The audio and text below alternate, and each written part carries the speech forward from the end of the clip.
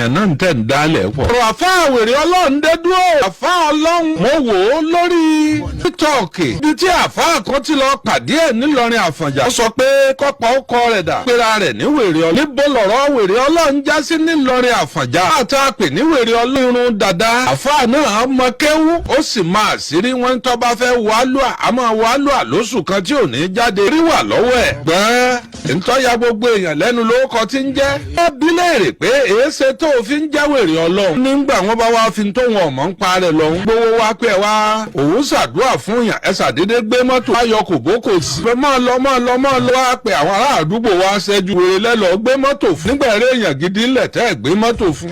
ń gbò ṣe pé òun lọ ṣàdúrà fún wa ni a sì ní a gbé mọ́tò fún.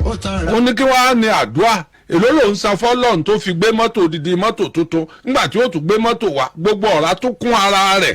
àfà irú mọ́tò tí a lè dà tí wọn ò fìdí kàn rí ni. kọ́sàmọ́ gbé lọ kọ́sàmọ́ gbé lè yùn. àwọn ará àdúgbò bá ní lọ́lọ́ gbé mọ́tò. ìmọ̀ pé wèrè ni wọ́n níjọ́ wọn ti ń ṣàdúrà fún mi àdúrà wọn sì ṣiṣẹ́ lára mi. ìmọ̀ pé wèrè ni gbogbo wa bá a ṣe ń wò ó nù. àwọn àfà ńgbà tí a ṣe wá àṣìńjọ́ kejì lóní gbogbo bí wọ́n ṣe ń pè wọ́n lòún gbọ́. lẹ́yìn tẹ́ ń pè wọ́n ní wèrè ẹ̀yin baba ńlá yín ni. ọlọ́run lòun òun ṣe wèrè ojú lásán o. dítọ́fà tí wọ́n fi ń pè ń wèrè ọlọ́run. ṣùgbọ́n àwọn kan ti gbé gbèsè o.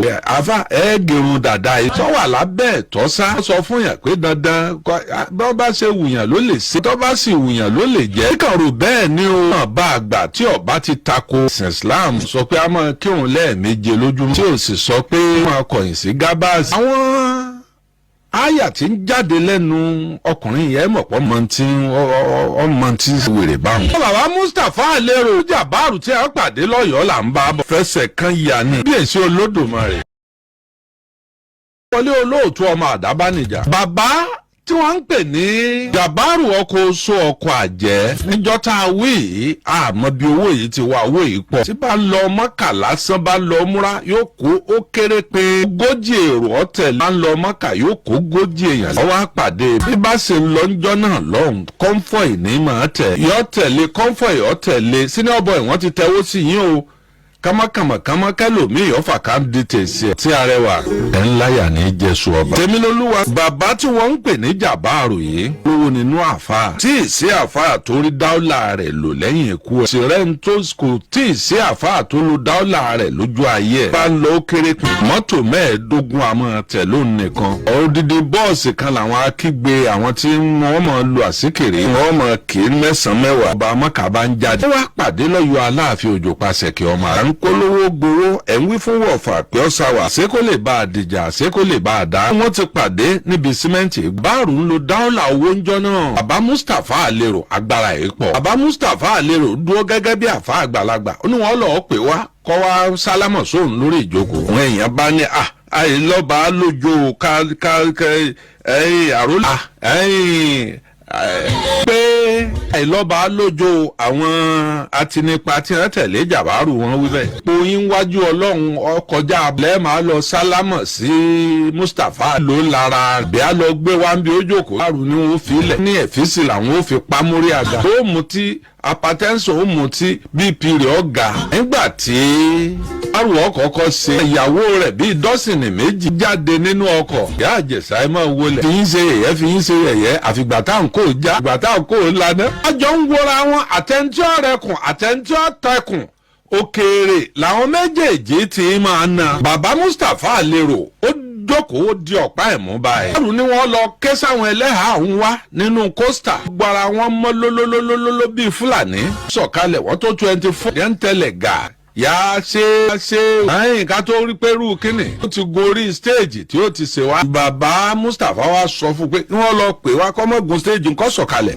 ọ̀dà àwọn bọ́ọ̀bá gbọ́ ó fi bóun ṣe jẹ́ hàn. kí ni bàbá Mustapha lérò wá ṣe mò ń bọ̀ nínú èdè ẹjẹ́ asáré gbọ́kéde àti ìpolówó ọjà méjì. tí bàbá Mustapha lérò àti Abduljabaru ọkọ̀ oṣù ọkọ̀ àjẹ́ tí wọ́n pàdé lọ́yọ̀ọ́. tí ọ̀rẹ́ kan àtẹ̀ntí ọ̀tẹ̀kùn òkèrè náà méjèèjì ó ti mọ̀. kẹ́ntì ọlọ́rẹ̀ kíra wọn. ara ayé wa pagbo. wọ́n fẹ́ wo ta ni ó forí balẹ̀ fúnra wọn. ṣé ẹ mọ̀ pé ẹ̀yin èèyàn náà ń tẹ̀ ń dálẹ̀ pọ̀. ọ̀rọ̀ àfáàwẹ̀ ń bá December ni on ló bí December to remember wípé kíni lóṣù December yìí ẹ ṣe ohun tí ẹ máa remember kẹ́yìn náà wá mú nọ́mbà nínú àwọn subscribers tó ti di member tó ní caliber lára àwọn ọmọ ti member wa kẹ́ má bá wà sóbà nígbà tí landlord bá ní kẹ́ kúrò ní chamber December to remember promo yìí orí promo tá ti ń ṣe kíni tá ti ń pariwo ẹ̀ lórí London Villa Estate ìyẹn ilẹ̀ tó yẹ pé kíni ó sàn tó tá ti ń pariwo ẹ̀ tó yẹ pé kíni kì í sàmúkọ ọ̀sán tá ti sọ pé kóníkálukú ó wá ara yìí olóbádé. ẹ wá gbọ́ ẹ ń polówó London Estate yìí London Villa gbogbo ayé lẹ̀ ń fún lẹ̀ ń bẹ̀ ẹ ti fún Yínká Ayéfẹ́lẹ́ fún lé ń bẹ̀ ẹ ṣé àwa náà ṣé kò wúlò fún wa ni kò wúlò fún rú èmi náà ni ẹ bá ń kówé ilẹ̀ tèmi náà bọ̀ lọ́sẹ̀ tí ń bọ̀ bá ń kó bọ̀ èmi náà fẹ́ nílé ń bẹ̀ ibi gbogbo àwọn gbajúmọ̀ ń kọ́lé sí wọn fẹ́ wà ń bẹ̀.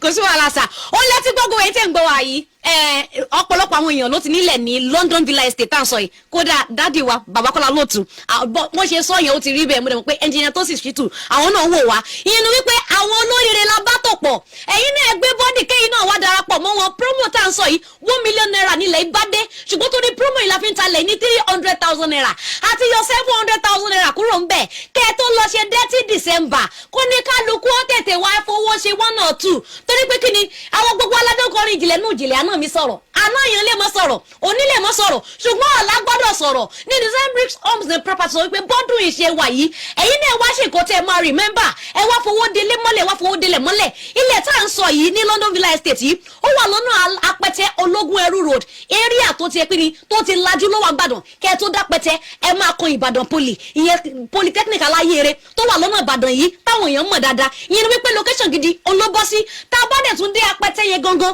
ẹ máa kan Lifefort school aláyèrè tó tún wà ń bẹ̀ náà ìyẹn ni wípé location gidi ló wà apẹtẹ market wà ń bẹ̀ ọ̀pọ̀lọpọ̀ nǹkan ló wà ń bẹ̀ ilẹ̀ tá à ń sọ yìí kìí ṣe lẹ̀ manual automatic ni gbogbo nǹkan tá nílò ló ti wà ń bẹ̀ àti grade omi ti wà ń bẹ̀ iná ti wà ń bẹ̀ solar light ti wà ń bẹ̀ perimeter fencing ti wà ń bẹ̀ ohun gbogbo tẹ́ máa nílò fún ìgbáyé gbádùn yín ohun ló ti wà ń bẹ̀ ńlá bí sọ fún yín lálẹ́ wípé kíni tell one person to tell one person $700,000 láti ọkùnrin nínú promo yìí engineer tó sì ṣì tún sọ wípé torí kérésìmesì tó wà ń ta yìí pé ká tún yọ kúrò lára $300,000 yẹn ìyẹn ni wípé àwọn tó bá pè wá lálẹ́ yìí wọn ò tún ní ìrànlẹ̀ yẹn ní $300,000 a tún máa reduce the price yẹn àwọn tó bá wá sọ́fíìsì wá tún máa gbẹ̀bù lọ tó bá ra 1 acre wá gba 1 plot tó bá ra 2 acres wá gba 2 plots tó bá ra 3 acres wá gba 3 plots tó bá ra ẹ̀ bá ṣe gbé ni kò ṣe rà tó bá dẹ̀ jẹ́ 1 plot ló fẹ́ rà ó tún ní ìrà $300,000 instead tí wàá fi ra $1 million wàá tún rà lower than that àyìn àwọn tó bá pè wọ́n. ara ìsìlọ́dún ni. dádì ó pọ̀ lẹ̀ ó pọ̀ yẹ́yẹ́ ẹ tó bá délé gbogbo ẹ̀bùn wà nílẹ̀